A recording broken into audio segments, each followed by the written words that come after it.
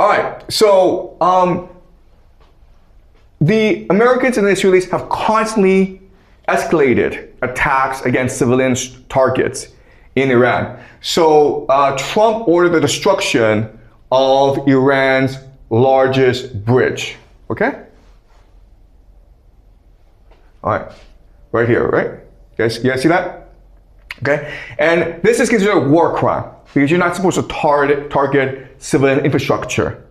Now, you can make the argument that this is dual use, meaning that the military uses it as well, but everything is dual use, right? Because the military also uses water. They also use electricity. Their kids also go to university. So there's a great fear now that we're already at the point of no return. And the Iranians themselves have promised to start to attack universities in the GCC as well, okay, in retaliation. So if Trump were to destroy the Iranian power plants, this would be devastating for the Iranian economy. And there's news now that Iran is organizing a protest where young people are asked to go to power plants and form a human chain so that if the jets come and destroy the power plants, they will be destroyed as well. So some people think that, okay, this is the Iranians calling the bluff of Trump. That's not a good idea because on the first day of the war, the Americans killed 168 schoolgirls in southern Iran. So this shows that the Americans and the Israelis don't really care about human life. But by doing this, if the Americans actually do destroy power plants and they do kill a lot of young people in the process, what this would do is galvanize the nation into total war, okay? So what's important to understand is that throughout this war, there have been different voices in Iran, okay? Some, like the Islamic Revolutionary Guard, want total war. But there are also some who are worried about the economic damage because of this war. They're also worried about giving too much power to the military, okay? But if Donald Trump goes and attacks these power plants, then the Iranians will be going to total war. They will be totally committed to destroying the American military presence in the Middle East, as well as the global economy, okay? And unfortunately, the Americans and the Israelis don't really care because they're committed to destroying Iran as a viable nation state. Already we're seeing increases in fuel prices, okay? So if you are in the red, it means that you've seen prices go up a lot, okay? If you're in the red. So America, Australia, they've seen prices skyrocket. China has also seen prices skyrocket as well as Europe. This is only just the beginning. We can expect gas prices to skyrocket so much that it essentially collapses the civilian aviation industry, meaning that in the future, if you want to fly, it might cost you 10 times as much as it does now, okay? And this will happen very, very quickly. But again, the main issue, and I need to emphasize this, the main issue is not the fuel. The main issue is the fertilizer. And the fertilizer is important because you need fertilizer to grow food. And we are in the planting season. You guys don't know this, but it is because of fertilizer that we are allowed to support 8 billion people. If we didn't have access to fertilizer, we can only grow enough food to support 1 to 2 billion people. And unfortunately, this means that Africa and parts of South Asia, a lot of people there will starve to death. So the main concern is famine, okay? Not airline tickets. All right, let's continue. All right, so as this war is progressing, we need to step back and recognize that this is a global war. So the Ukrainians use drones to attack and destroy an oil depot, an oil terminal in Russia. And this means now that 40%, guys, of Russia's oil exports have gone offline, right? So what's happening is that not only is the Strait of Hormuz closed, but the Americans are also attacking Russia's oil, okay? So you have drone strikes in terminals, but also you don't see this in the news, but also there's basically a naval blockade. So if you are a Russian oil tanker, if the Americans come and catch you, they'll take your oil, okay? So this is basically piracy. So in other words, the American strategy before was, okay, before we were the world's global reserve currency, and as a result, we encouraged global trade. But now that we are not, our economy is suffering, well, let's just control the sea lanes, okay? So that's the American strategy moving forward. All right, some major news from Germany is that if you are a German male under 45, okay, basically from 17 to 45, this age group, you are not allowed to leave the country for more than 3 months without army permission. This is a prelude to a national draft, okay? And why is Germany doing this? Because Germany is an industrial nation. And if Russian energy supply goes offline, if energy from the GCC goes offline, Germany has no choice but to remilitarize and create its own energy supplies, okay? So Germany must go to war. It has absolutely no choice in the matter. All right, so let's talk briefly about what's gonna happen over the next year. So as I said before, the United States was the global reserve currency.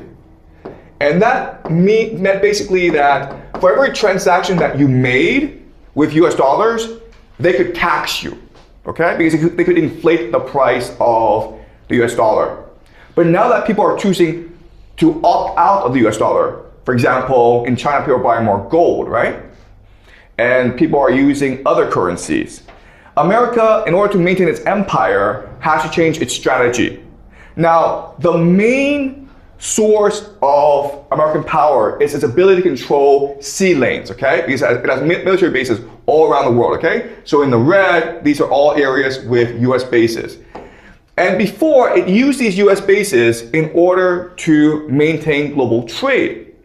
But with nations choosing to opt out of your system, now your strategy is to blockade them, right? Create a naval blockade, starve them of resources, which forces them to come beg to you for trade access, okay? So we've gone from a strategy where America guaranteed global trade to America basically being a mafia state, being pirates, and allowing you to use sea lanes and giving you trade access. Okay, does that make sense? And believe it or not, but America does not actually need to do that much work in order to control trade around the world. It just needs to control certain trade or certain choke points, okay? So the Panama Canal is one choke point, and that's why about a third of America's Navy is deployed to the Caribbean right now. All right, and its main purpose is to block off trade in the Western Hemisphere. So if you are China, if you are Japan, and you are South Korea, if you want to access Western resources, Western Hemisphere resources, you need the permission from the US government. And the example, of course, is Venezuela, where they removed the president, and now they basically have a blockade over Venezuela, and so the Venezuelan government is very cooperative, okay? They're basically very obedient.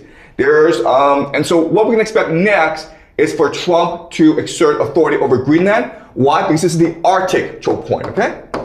Which gives you access to Canada and to Europe as well. We can also expect America to basically create a choke point over the Strait of Hormuz, right? So right now, the issue is that the Iranians control the Strait of Hormuz, but the Americans can also choose to blockade the Strait of Hormuz.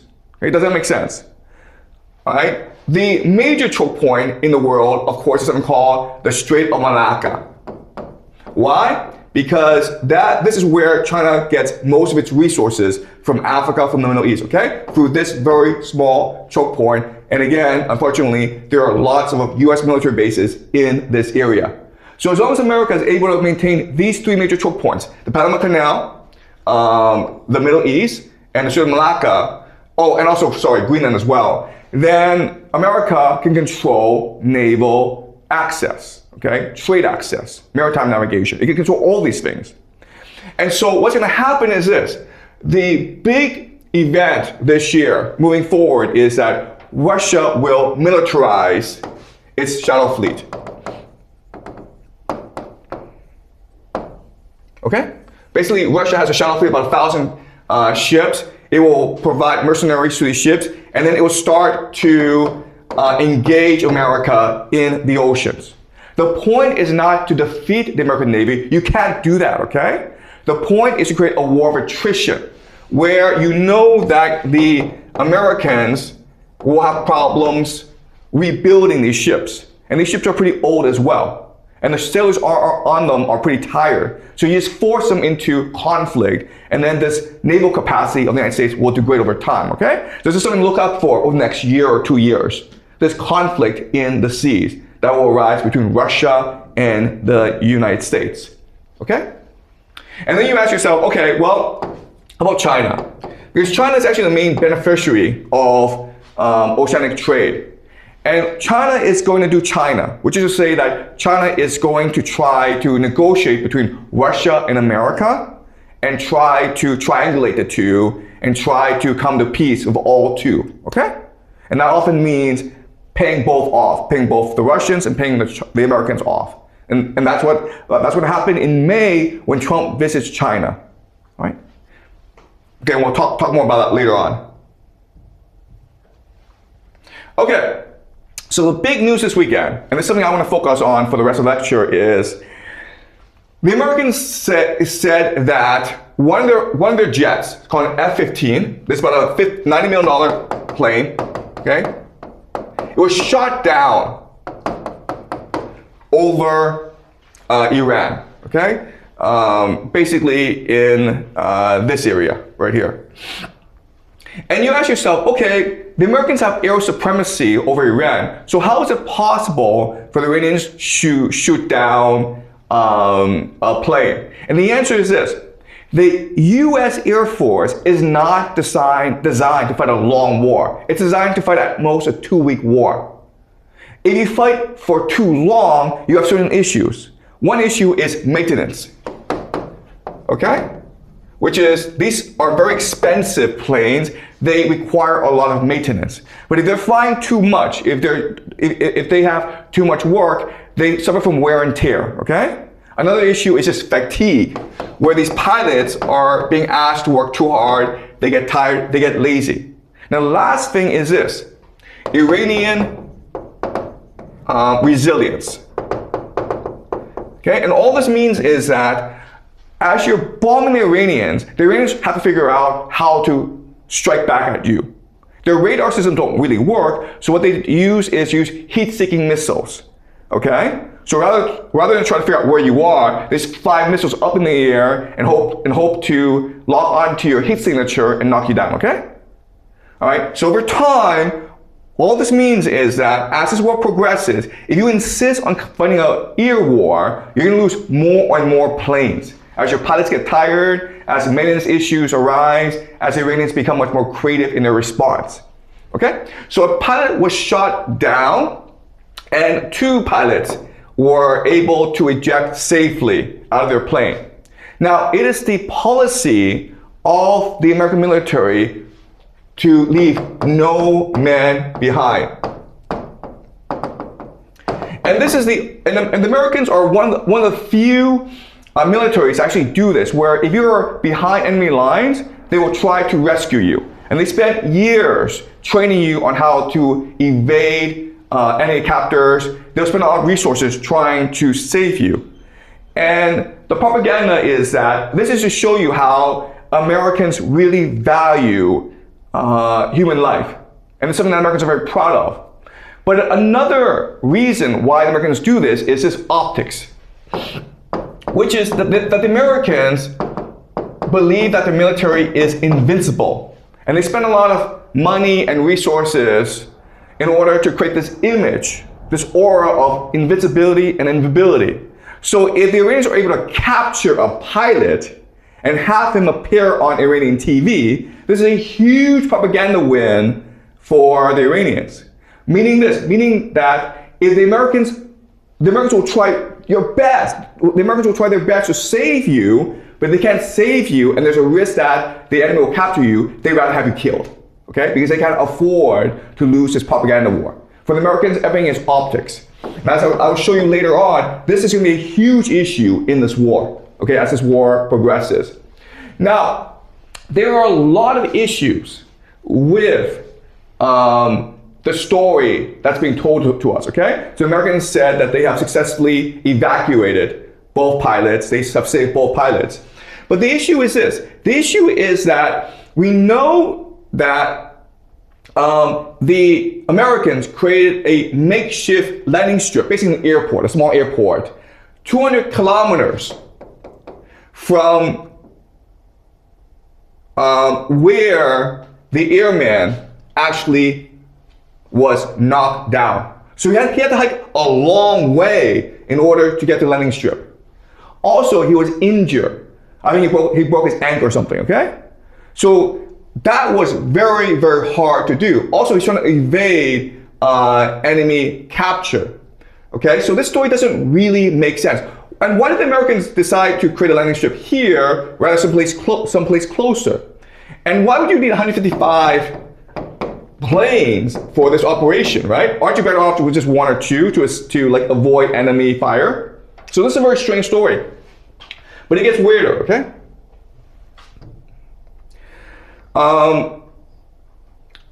It turns out that the Americans basically spent a lot of resources to save the pilot. It took 48 hours, and the CIA created a lot of distractions. And the Americans spent a lot of resources to save the man while the Iranians were trying to capture him, okay? And this led to the destruction of very expensive American planes.